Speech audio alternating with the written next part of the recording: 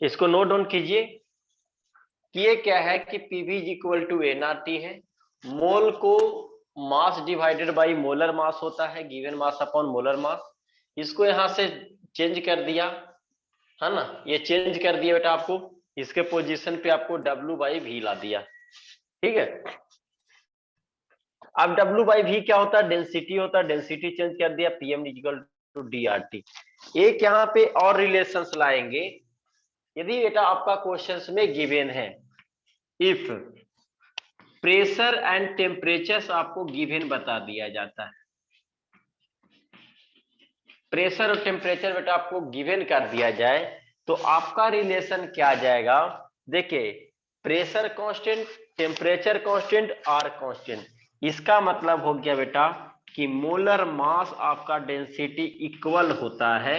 Equal कब होता है, जब आपका क्वेश्चंस में गिवन हो कि प्रेशर और टेम्परेचर आपका क्या है, कांस्टेंट है। नोट डाउन कीजिए।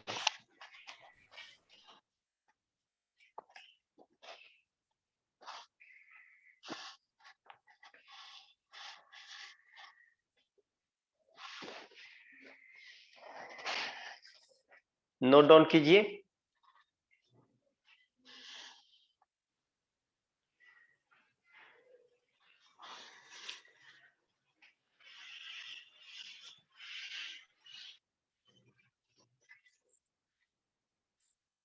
देखिए अब दो बहुत इंपॉर्टेंट पॉइंट पढ़ने वाले हैं, डिफ्यूजन एंड इफ्यूजन। हेडिंग लिखेंगे डिफ्यूजन एंड इफ्यूजन। हेडिंग लिखिए diffusion and effusion. Diffusion and effusion. देखिए बेटा डिफ्यूजन और इफ्यूजन होता क्या है। सपोज कीजिए कि एक क्लोज कंटेनर है और इस क्लोज कंटेनर में आपका गैस रखा हुआ है ना, एक क्लोज कंटेनर है और इसमें क्या रखा हुआ है, गैस रखा हुआ है। एनी गैस हो सकता है, कोई भी गैस हो सकता है, डजंट मैटर। ठीक है, इसमें बेटा यदि समझ लीजिए कि जैसे हम लोग बैलून लाते हैं और बैलून में जैसे हम लोग एयर फिल कर देते हैं तो देखते हैं कि लॉन्ग टाइम के बाद, जैसे मान लो 1 वीक या 10 डेज के बाद धीरे धीरे उसमें एयर क्या होते रहता है बेटा, कम होता है। एयर कम होने का रीजन क्या है, इसका मतलब बैलून में कहीं ना कहीं बेटा होल होगा। ठीक है, क्या होगा, होल होगा। अब होल होगा तो वो बहुत स्मॉलेस्ट होल होगा। समझ लीजिए कि इस कंटेनर में एक स्मॉल होल है, स्मॉल क्या है, होल है। इस स्मॉल होल को ही क्या बोलते हैं बेटा, इफ्यूजन बोलते हैं। किसी भी टूल्स में जो स्मॉल होल होता है उस स्मॉल होल को ही क्या बोलते हैं, इफ्यूजन। अब बताइए जब स्मॉलेस्ट होल होगा बेटा तो उस होल से एयर रिमूव होगा। जब एयर रिमूव होगा तो एटमॉस्फेयर में आएगा, तो एटमॉस्फेयर में आने के बाद वो क्या होगा, एयर मिक्स होगा एटमॉस्फेयर में, मतलब इंटर मिक्सिंग होगा किसके साथ, एटमॉस्फेयर के साथ। तो इंटर मिक्सिंग जो होता है बेटा वो फास्ट प्रोसेस होता है और स्पॉन्टेनियस होता है। आपको स्पॉन्टेनियस प्रोसेस क्या होता है बेटा, आपको थर्मोडायनेमिक्स में बताया था कि उस प्रोसेस को करने के लिए कोई एक्स्ट्रा एनर्जी देने की जरूरत नहीं पड़ता है। अब समझ लीजिए कि इस कंटेनर से जो गैस, जो स्मॉलेस्ट होल होता है वो क्या हो गया, फ्यूजन, और वो जो गैस रिमूव हुआ कंटेनर से और जो एटमॉस्फेयर में आकर मिक्सिंग हो गया, this is called diffusion. Clear.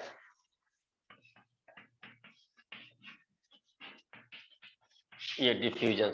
तो आप सबसे पहले लिखेंगे इफ्यूजन का डिफिनीशन, लिखिए लिखिए इफ्यूजन का definition, the escaping of gas, the escaping of gas, the escaping of gas through a small hole, through a small hole is called effusion, is called effusion। Second point में लिखेंगे diffusion,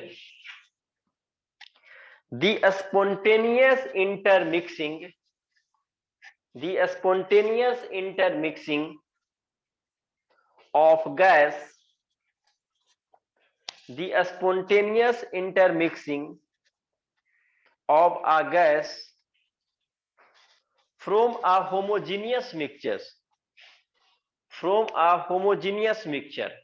is called diffusion. अब बताइए बेटा, जब भी gas आपका remove होगा, जब भी आपका गैस क्या होगा, रिमूव होगा, तो रिमूव होने का कुछ ना कुछ आपका रेट होगा। जैसे कोई भी हम लोग वर्क करते हैं, या तो कोई भी एनी वर्क करते हैं, कोई भी सिस्टम वर्क कर रहा है, तो उसका कहीं ना कहीं कुछ रेट होता है। इसका मतलब बेटा रेट इज इक्वल टू आप लिखेंगे volume of gas effusion and diffusion, या डिफ्यूजन डिवाइडेड बाय रेट बेटा होता है टाइम के रिस्पेक्ट में कैलकुलेट करते हैं टाइम। तो रेट इज इक्वल टू होता है वॉल्यूम ऑफ गैस इफ्यूजन या डिफ्यूजन। इसका मतलब आप R इज इक्वल टू लिख सकते हैं V डिवाइडेड बाई टी। कभी कभी वॉल्यूम ना देकर आपका क्वेश्चन अराइज करता है कि मोल के फॉर्म में गिवन है। इसका मतलब R इज इक्वल टू होता है बेटा number of mole effusion and diffusion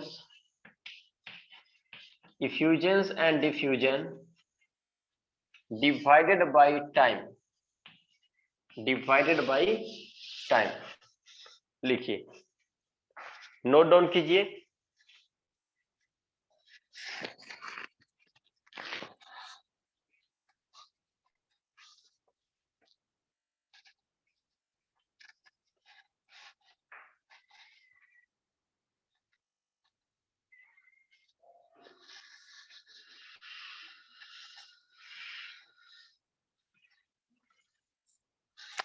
चलिए नेक्स्ट हेडिंग लिखिएगा Graham's law of diffusions and effusions. Graham's law of diffusion and effusion, Graham's law of diffusions and effusion लिखिएगा। इसका डिफिनीशन सबसे पहले according to this law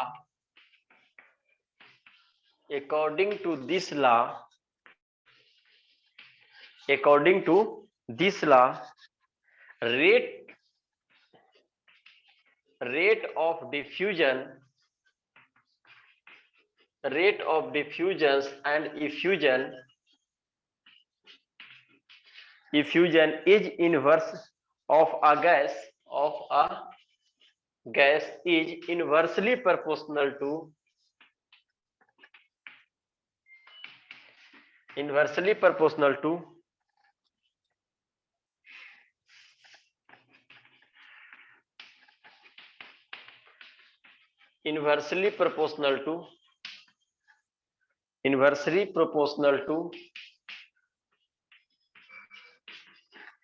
proportional to a square root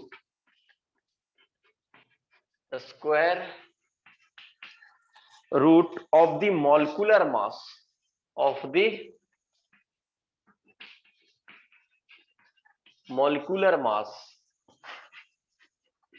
the molecular mass at constant pressure and temperature, at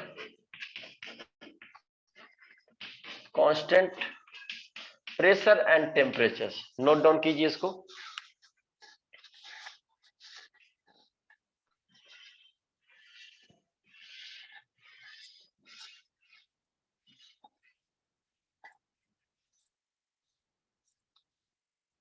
According to this law, rate of diffusion and effusion of a gas inversely proportional to square root of molecular mass at constant pressure and temperatures। कहना ये चाहता है बेटा कि जो rate होता है वो inversely proportional to square root of molar mass होता है। ये सिंपली इनका ये हो गया। ठीक है। यदि मैं दो सिस्टम लू बेटा, सपोज कीजिए टू गैस के कंपेयर करेंगे, तो एक रिलेशन आपको लिख देते हैं। सपोज कीजिए कि फर्स्ट गैस का आपका जो रेट है 1, सपोज कीजिए कि ऑक्सीजन गैस रहेगा, तो ऑक्सीजन गैस का मॉलिक्यूलर मास लेंगे। सपोज कीजिए एक और गैस हम लोग लेते हैं और इसको M1 ले लीजिए और इसको M2, और ये दोनों का एक रेशियो कैलकुलेट भी कर सकते हैं। तो ये रेशियो क्या हो जाएगा बेटा, R1 divided by R2 is equal to क्या हो जाएगा, M2 अपॉन M1, है ना, रेशियो में आ जाएगा। और ये इसको लिख सकते हैं R1 divided by R2 is equal to M2 divided by M1। Note down कीजिए, बहुत अच्छा रिलेशन है, इसमें हम लोग क्वेश्चन सभी करेंगे। नोट डाउन कीजिए।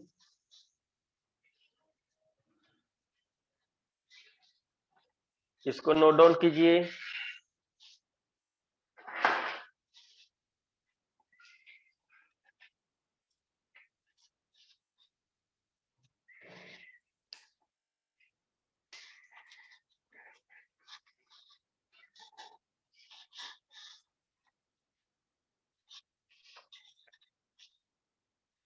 R1 upon R2 root M2 upon M1।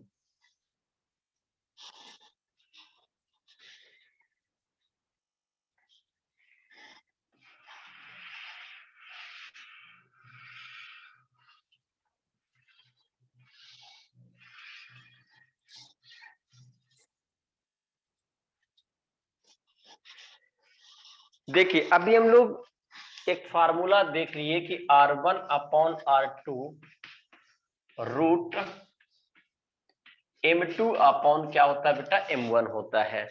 इसका मतलब रेट जो अभी हम लोग पढ़े थे इसके पहले जो फार्मूला, तो R1 को पोजीशन पे V1 अपॉन T1 भी लिखा जा सकता है बेटा, क्योंकि R1 इज इक्वल टू आप लिख सकते हैं V1 अपॉन T1, और R2 इज इक्वल टू क्या लिख सकते हैं, V2 डिवाइडेड बाई क्या लिख सकते हैं, T2। तो आप चाहे तो इस फार्मूले को और एक्सप्लेन कर सकते हैं।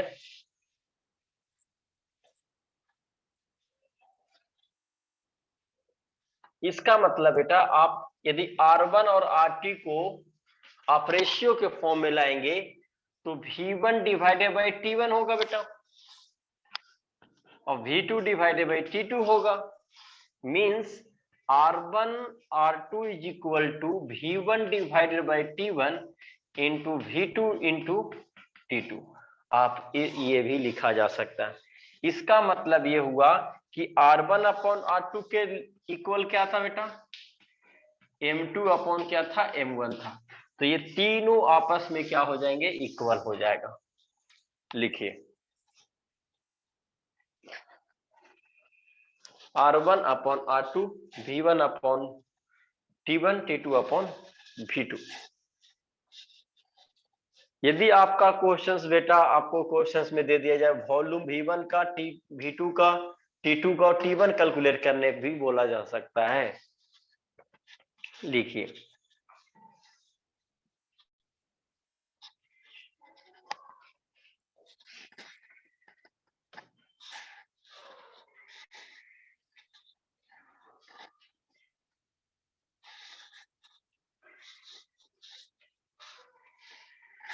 चलिए अब इस पे बेटा क्वेश्चन किया जाए।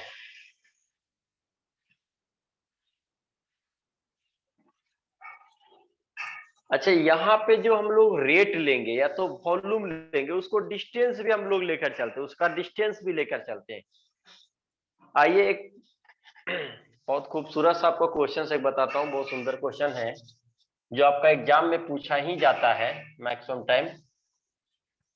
देखिए इस पैटर्न का आपका क्वेश्चन एग्जाम में देखने के लिए मिलेगा। ये सिलेंडर है बेटा, ठीक है, ये सिलेंडर है और इस सिलेंडर का जो लेंथ है बेटा, चलो 1 मीटर हम लोग ले लेते हैं। कितना मीटर है, 1 मीटर। यहां से एक गैस को पास किया जा रहा है, उस गैस का नेम है बेटा NH3। क्या है नेम, NH3। और एक यहां से गैस को किया जा रहा है बेटा सेंड, और ये गैस है HCl। बताइए ये दोनों गैस का मिक्सिंग किस पॉइंट पे होगा। चलो मैं एक पॉइंट दे देता हूं, ए पॉइंट, और ये मिडिल का पॉइंट है बी, और ये सी है बेटा, ये सी पॉइंट है। ये गैस NH3 और ये गैस बेटा HCl है। बताइए इसका मीटिंग पॉइंट क्या रहेगा, किस रीजन में मिलेगा, ए पॉइंट पे मिलेगा, बी पॉइंट पे मिलेगा, या सी पॉइंट पे मिलेगा, आप लोग बता सकते हैं। Sir, in that the heavier gas will move slowly, sir. Lightest gas will move fastly. बिल्कुल सही। जिसका बेटा मास क्या रहेगा, मोलर मास क्या रहेगा, कम रहेगा, लेस देन रहेगा कंपेयर टू अदर गैस। देखिए इसका बेटा हम लोग मोलर मास कैलकुलेट करेंगे तो ये आ जाएगा 17, और इसका मोलर मास कैलकुलेट करेंगे तो आ जाएगा 36.5। फॉर एग्जांपल बेटा एक फैट मैन है, एक बिल्कुल स्मॉल मतलब बिल्कुल लाइट वेट का है ना, पतले दुबले आदमी। अब बताओ कौन सा मैन सबसे फास्ट रन कर पाएंगे। तो जो पतले दुबले है ना, जो हेवी रहते हैं उनका वेलोसिटी क्या रहता है, कम होता है। सेम आप गैस में उनके मॉलिक्यूलर मास के अकॉर्डिंग आप देख सकते हैं। बताइए इसका मतलब ये हुआ बेटा कि ये गैस इस बी मतलब सी रीजन में मिलेगा। क्लियर। तो देखिए इसका बताना है कि वो किस पॉइंट पे मिलेगा, उसका लेंथ क्या रहा होगा, ये आपको कैलकुलेट करना है। तो सबसे पहले आप इस क्वेश्चंस को नोट डाउन कीजिए। एक सिलेंडर है बेटा, यहाँ पे NH3 है और यहाँ HCl है बेटा, ये 1 मीटर का लेंथ दिया हुआ है। देखिए आप किस तरीके से इसको सोल्व करेंगे, इसका पैटर्न क्या है सोल्व करने का। आप किसी भी एक लेंथ को क्या कीजिए, एक्स अज्यूम कर लो। सपोज कीजिए ये 3 रीजन है, किसी एक रीजन को आप एक्स अज्यूम कर लीजिए। सपोज कीजिए कि मैं ये जो लेंथ है बेटा एक्स है, तो इसका मतलब है बेटा ये पूरे लेंथ की क्या रहा होगा, 1 माइनस एक्स रहा होगा। क्लियर। ये क्या रहा होगा बेटा, 1 माइनस एक्स रहा होगा। ठीक है, लेकिन थोड़ा सा इसका जो अज्यूम करना है थोड़ा सा सही से करने का। आपको सबसे पहले डिसाइड करना पड़ेगा कि जो मोलर, इसका मतलब ये लेंथ क्या हो जाएगा बेटा, यदि x हो जाता है तो ये आपका लेंथ आ जाएगा 1 माइनस एक्स आ जाएगा। ठीक है, आप ऐसे जूम करेंगे। अब देखिए इसको आप 1 नंबर दे दीजिए और इसको 2 नंबर दीजिए। इसमें जो है बेटा आपका टाइमिंग बिल्कुल सेम रहेगा। टाइमिंग क्या रहेगा, सेम। इसका मतलब T1 और T2 का भी जो भी होगा वो सेम होगा, तो टाइमिंग का लफड़ा नहीं है। इसका मतलब R1 अपॉन बेटा होता है R2, M2 अपॉन होता है M1।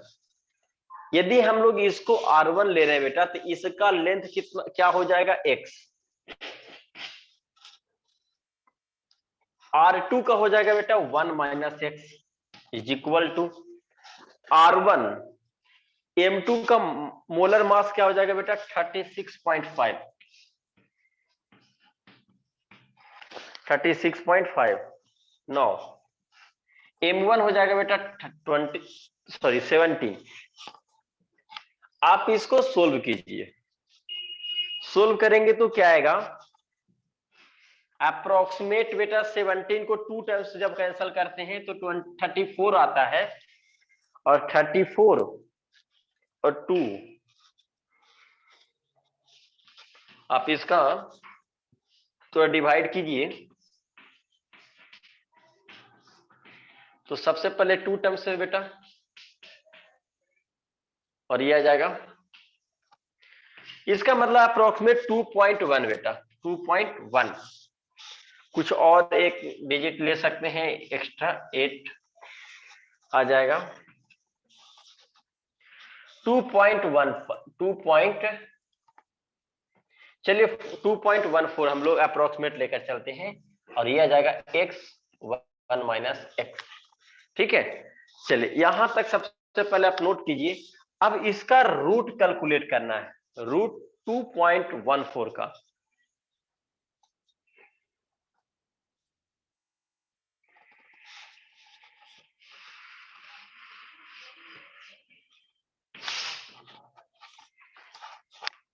देखिए x1 माइनस x 9, ये अप्रोक्सीमेट बेटा जब √2 कैलकुलेट करते हैं तो 1.41 होता है। इसका मतलब 0.14 बेटा एक्स्ट्रा है, तो आप इसको बोल सकते हैं कि चलिए 1.5 है।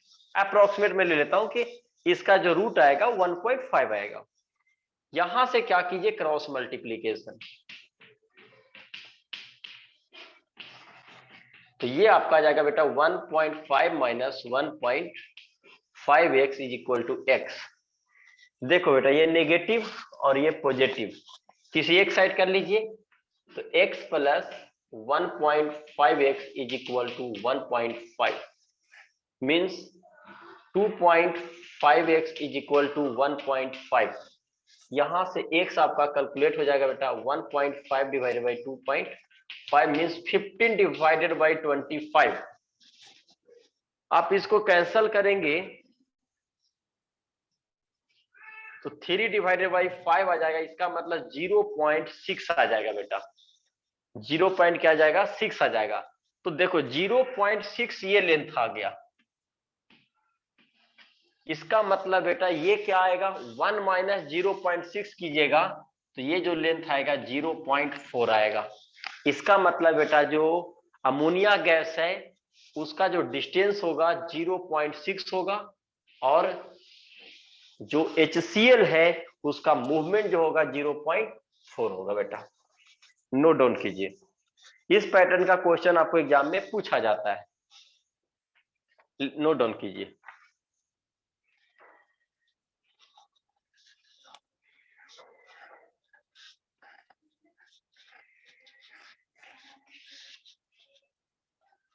क्लियर हुआ?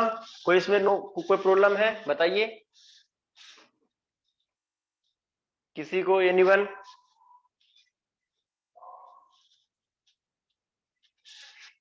नोट डाउन कीजिए।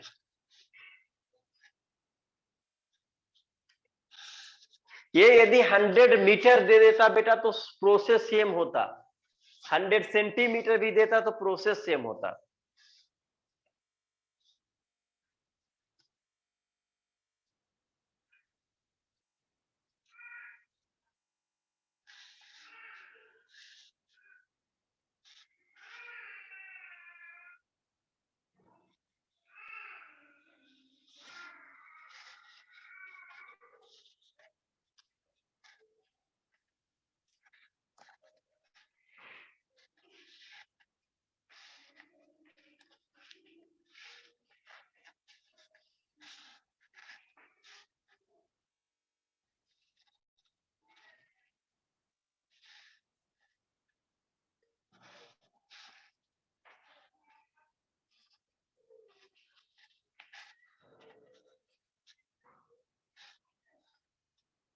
रैप कर दूं?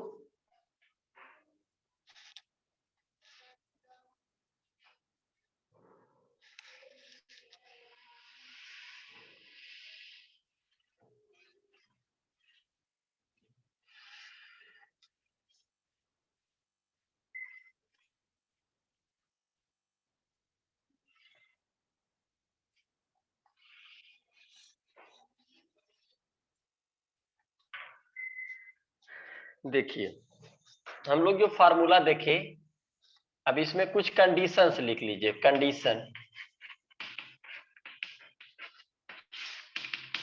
Condition 1, if pressure and temperature are constant,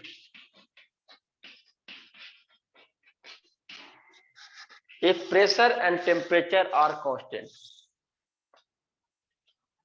तो अभी हम लोग देखे थे बेटा कि जब प्रेशर, एक डेंसिटी का फार्मूला देखे थे PM डिवाइडेड बाई RT। आपका जब प्रेशर और टेम्परेचर इक्वल था तो डेंसिटी इज इक्वल टू क्या आ गया था, मोलर मास। इसका मतलब ये हुआ बेटा कि R1 divided by R2 √M2 divided by M1 होता है। तो यदि आपका क्वेश्चंस में मोलर मास नहीं दिया हो और आपका क्या गिवन कर दिया, डेंसिटी, तो dt अपॉन क्या हो जाएगा, D1 हो जाएगा। नोट डाउन कीजिए।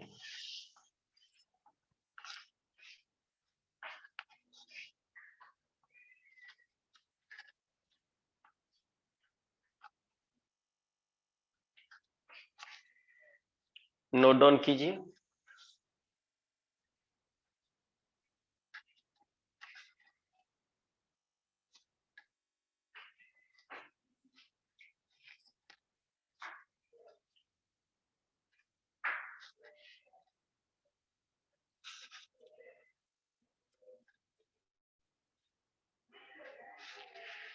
कंडीशंस नंबर 2 बेटा, इफ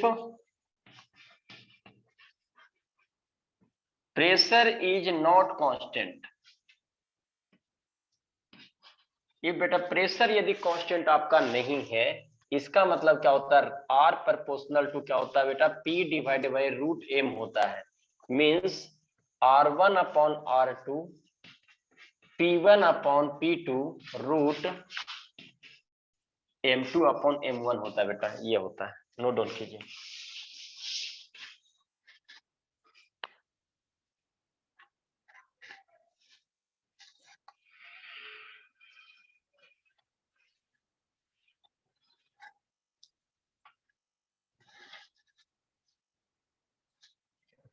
सेम कंसेप्ट बेटा मोल के साथ होता है। यदि आपका प्रेशर और मोल जो होता है प्रोपोर्शनल होता है, यानी कि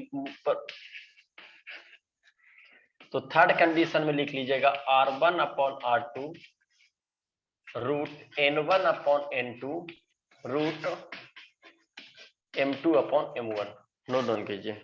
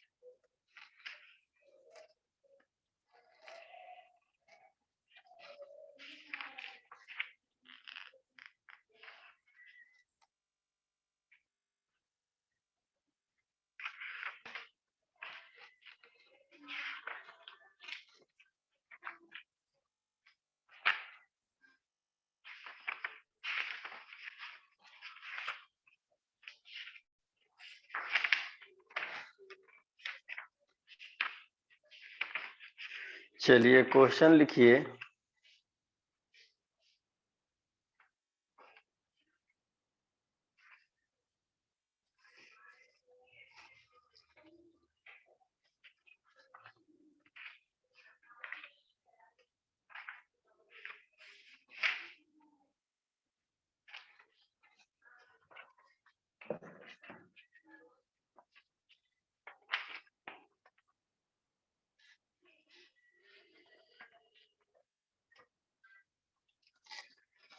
लिखिए a gaseous mixture contain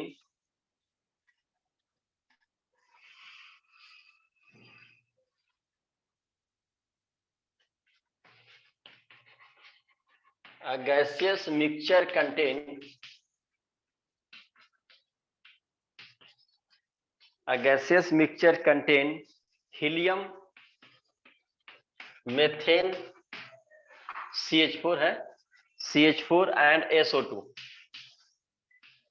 in the molar mass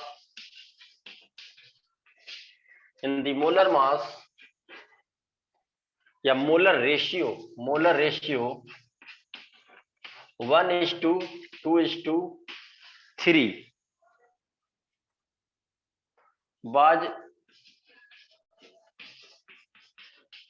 was allowed to effuse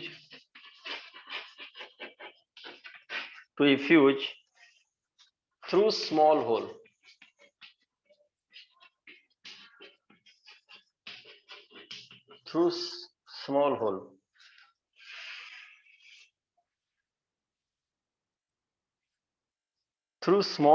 then calculate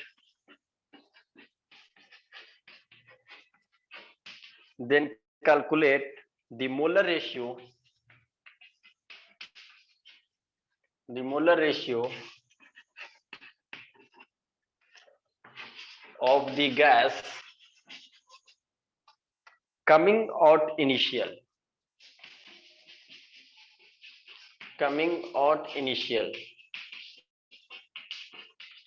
note down कीजिए।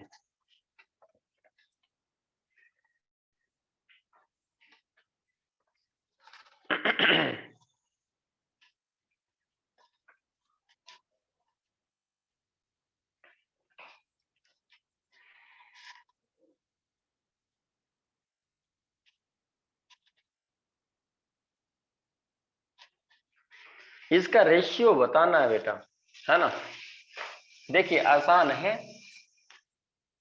सबसे पहले आप क्वेश्चंस को नोट डाउन कीजिए।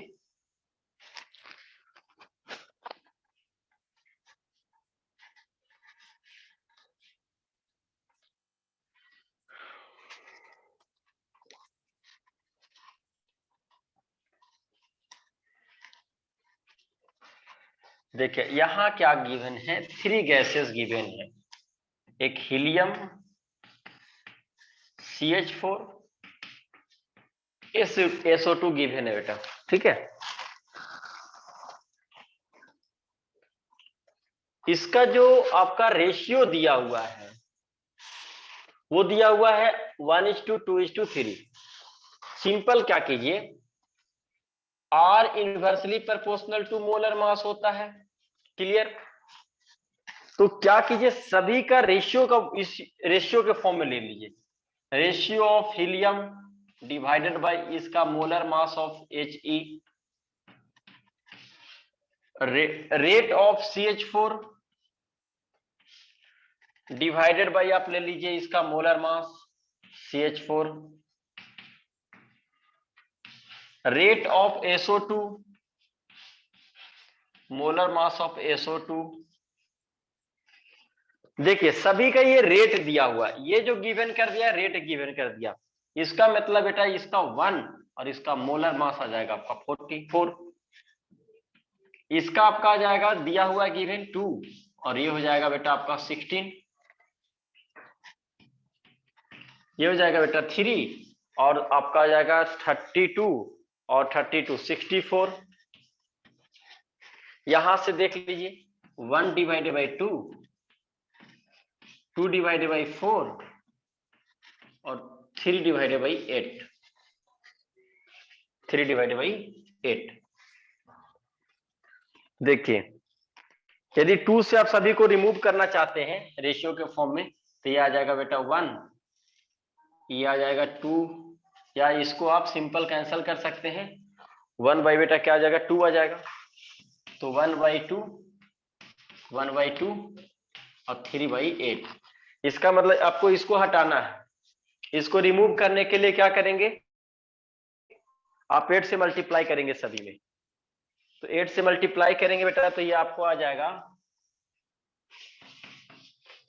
8 डिवाइडेड बाई 2, 8 डिवाइडेड बाई 2 और 8 इंटू 3 डिवाइडेड बाई 8।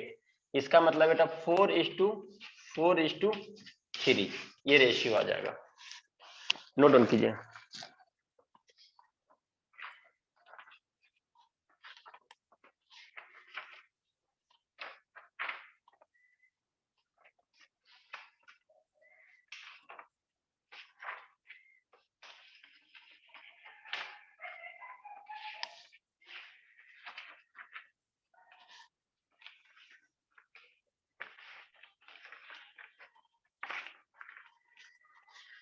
लिखिए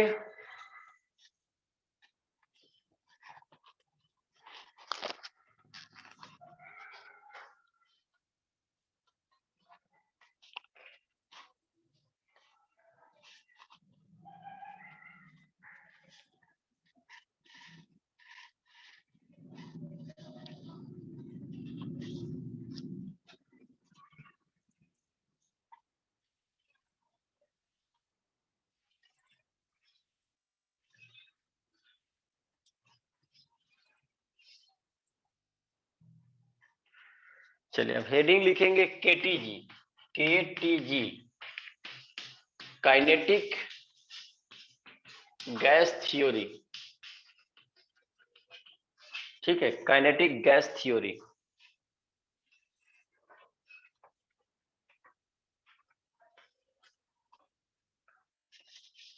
इसमें हम लोग मेन पोस्टुलेट आप लोग बुक से एक बार रीड कर लीजिएगा। आपका जो क्वेश्चंस पूछा जाता है उस पार्ट को मैं कवर कर रहा हूं आपको। देखिए यहाँ पे 3 वेलोसिटी के बारे में आपको पूछा जाता है। Kinds of molecular speed, kinds of molecular speed. ठीक है, तो सबसे पहला जो होता है बेटा आपको VRMS स्पीड होता है, VRMS रूट मीन स्क्वायर। इसका फुल फॉर्म होता है root mean square, root mean square होता है। ठीक है, ये जो VRMS होता है आपका, इसका जो रूट 3RT डिवाइडेड बाई क्या होता है बेटा, m होता है। तो आप इसको याद कर रखेंगे कि VRMS जो वेलोसिटी होता है 3RT डिवाइडेड बाई m होता है। सेकंड जो होता है बेटा एवरेज वेलोसिटी होता है, average velocity, average velocity, average velocity का जो फार्मूला होता है बेटा ये होता है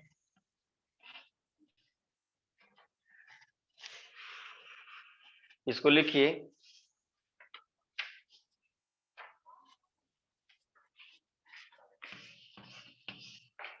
8RT divided by pi m, 8RT divided by pi m।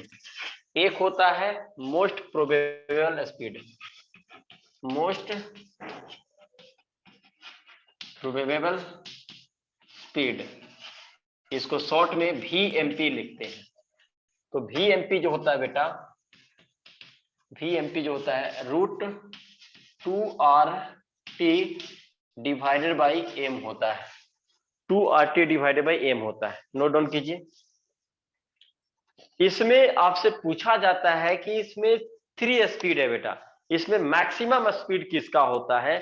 चलिए मैं आपको बताता हूं कि मैक्सिमम स्पीड किसका होता है, इसको सबसे पहले नोट डाउन कीजिए।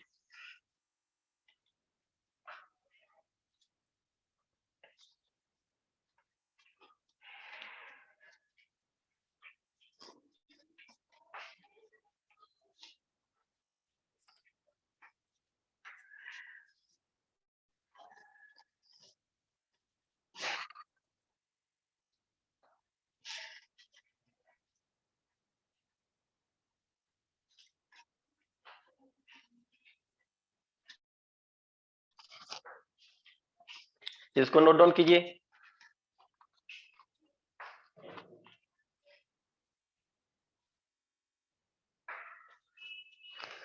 सॉरी,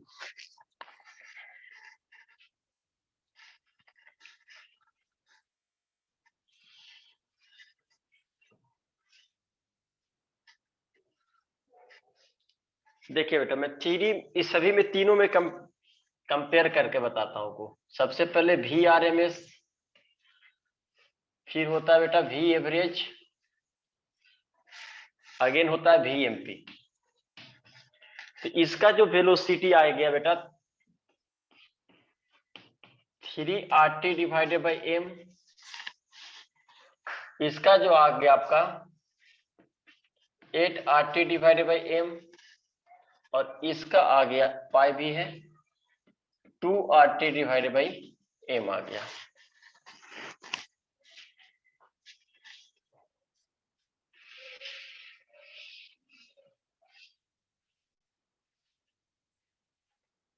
देखिए फोकस कीजिए।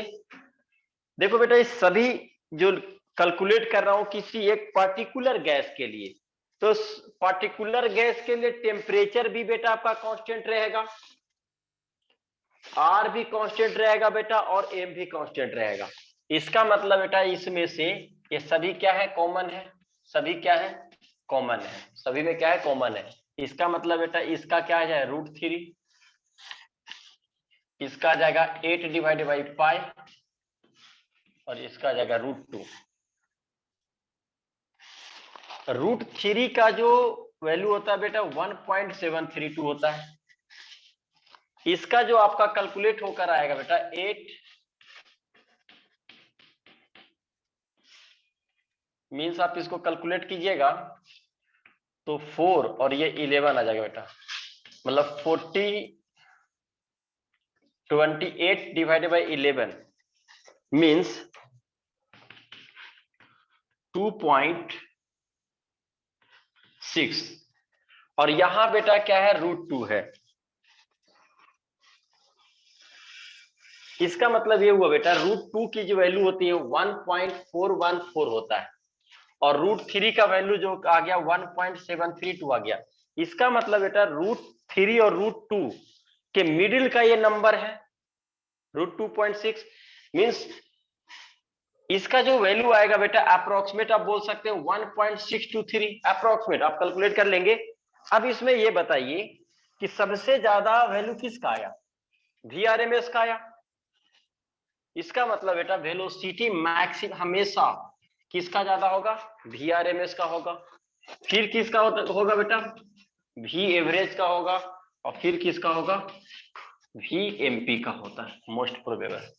तो ये एग्जाम में आपसे पूछा जाता है बेटा, नोट डाउन कीजिए।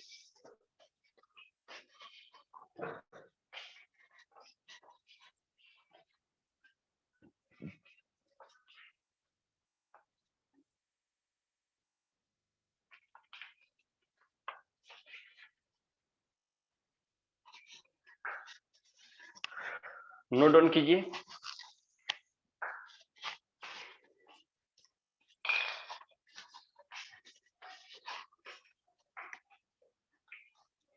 VRMS का वेलोसिटी मैक्सिमम होगा, फिर V एवरेज का होता है, फिर VMP का होता है। आपको फार्मूला पता होना चाहिए कि VRMS का वेलोसिटी का फार्मूला क्या होता है, V एवरेज का क्या होता है और VMP का क्या होता है।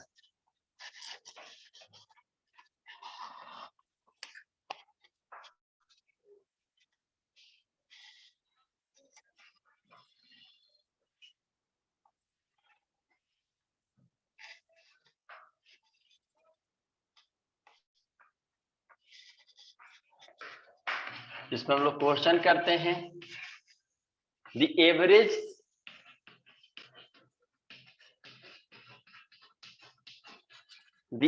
Speed of a gas molecules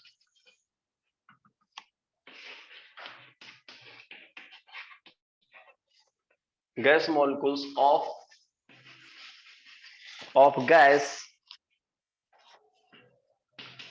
is 400 meter per second. 400 meter per second. Calculate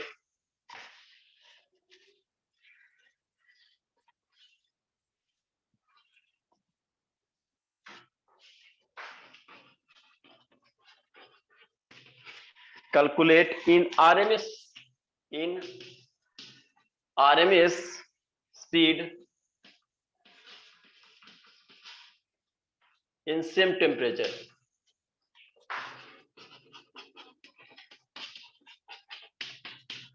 In same temperature. Calculate कीजिए।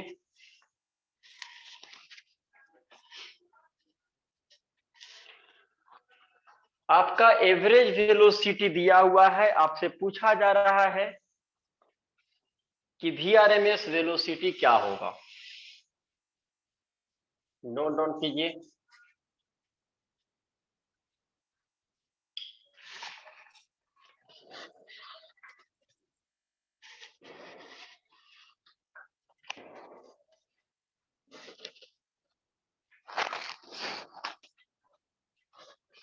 देखिए बेटा V एवरेज वेलोसिटी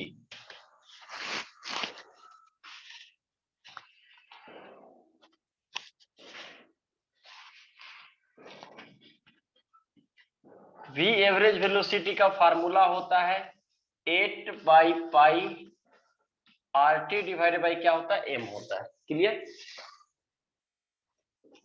देखिए वी एवरेज वेलोसिटी आपका क्वेश्चंस में गिवन कर दिया, the average speed of A gas molecules is 400 ms, इसका given कर दिया गया है। मॉलिक्यूलर मास नहीं दिया गया, मतलब किसी एक ही गैस की बात किया जा रहा है। और टेम्परेचर भी आपका क्या बेटा, सेम टेम्परेचर, टेम्परेचर भी क्या है, सेम। इसका मतलब आप इसको 8RT divided by pi M रखिए, इक्वेशन नंबर 1। अब क्या कीजिए, आपको लिखना है VRMS वेलोसिटी। अब देखिए VRMS वेलोसिटी, तो VRMS वेलोसिटी होता है बेटा 3RT डिवाइडेड बाई एम होता है, ये सेकंड। क्या कीजिए, फर्स्ट डिवाइडेड बाई आप सेकंड कीजिए, सो यह सेकंड डिवाइडेड बाई फर्स्ट कीजिए, तो ये आ जाएगा बेटा VRMS डिवाइडेड बाई 400, और ये आपको आ जाएगा 3RT डिवाइडेड बाई एम, और ये आ जाएगा 8πRT डिवाइडेड बाई एम। देखिए सबसे पहला पॉइंट ये बेटा कि आप इसको एम से एम कैंसल हो जाएगा, RT भी कैंसल हो जाएगा, रिमेनिंग बचेगा बेटा ऊपर में √3 और नीचे में बचेगा 8/π बचेगा बेटा। ठीक है, तो ये आप इसको रूट को हटाएंगे तो ये आ जाएगा 3 डिवाइडेड बाई 8 और पाई आ जाएगा बेटा ऊपर। इसका मतलब ये हो गया कि √3π डिवाइडेड बाई 8, ये आपका आ जाएगा बेटा क्या, देखिए यहाँ पे VRMS डिवाइडेड बाई 400 आ गया था, और इसका कैलकुलेशन आ गया आपका 3π डिवाइडेड बाई 8। इसका मतलब VRMS 400 3π √3π डिवाइडेड बाई क्या आ जाएगा, 8 आ जाएगा। ये आपका फाइनल आंसर आ जाएगा, नोट डाउन कीजिए।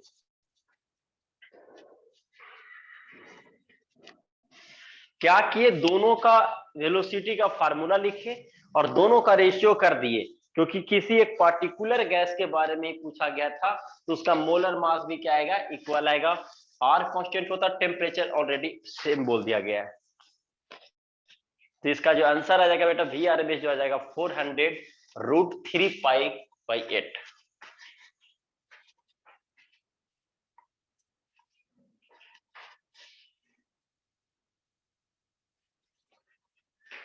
चलिए, तो आज का हम लोग लेक्चर यहीं पे हम लोग कंप्लीट करेंगे। नेक्स्ट क्लास में इस पैटर्न पे और हम लोग कुछ क्वेश्चन प्रैक्टिस करेंगे और आगे का टॉपिक देखेंगे। ठीक है, आप लोग नोट डाउन कीजिए, एक बार कर लो इसको।